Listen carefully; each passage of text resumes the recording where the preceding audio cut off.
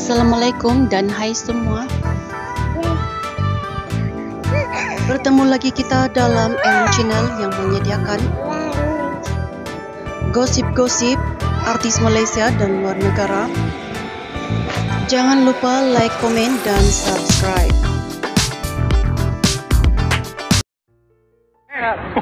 Tak percaya. You gemuk body sayang you. Jangan percaya. Lepas Kasha kurus macam ni, baru macam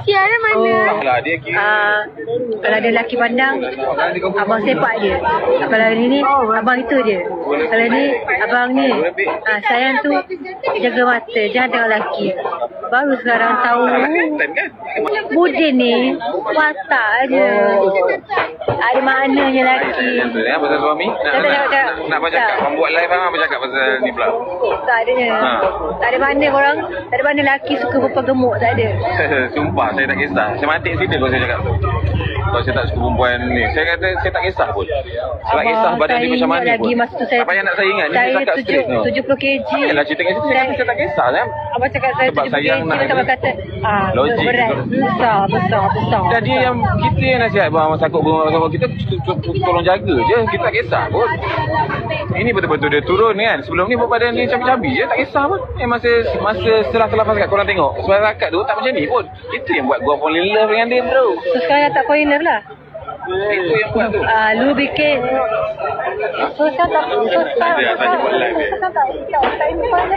tak fall in love? Itu buat fall in love. Masa tu kan buat jatuh cinta.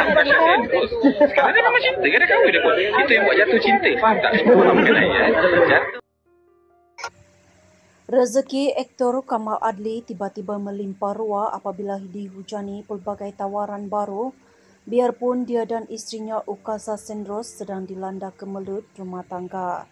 Terbaru, Kamal atau nama sebenarnya Ahmad Kamal Ahmad Adli 40 dipilih sebagai wajah promosi jenama makanan terkenal Pak Mat Western. Juruang baru Pak Mat Western, tulisnya ringkas menerusi hantaran dalam Instagram miliknya di sini. Jenama makanan terkenal itu sinonim dan bijak mencuri peluang menggunakan selebriti terbabit ketika nama mereka sedang panas. Antara individu berpengaruh yang pernah muncul dalam video promosi jenama terbabit adalah Tun Dr. Mahathir, Taizo, Khairi Jamaluddin, Sukri Yahya dan Sahanas Ahmad dan Fatah Amin.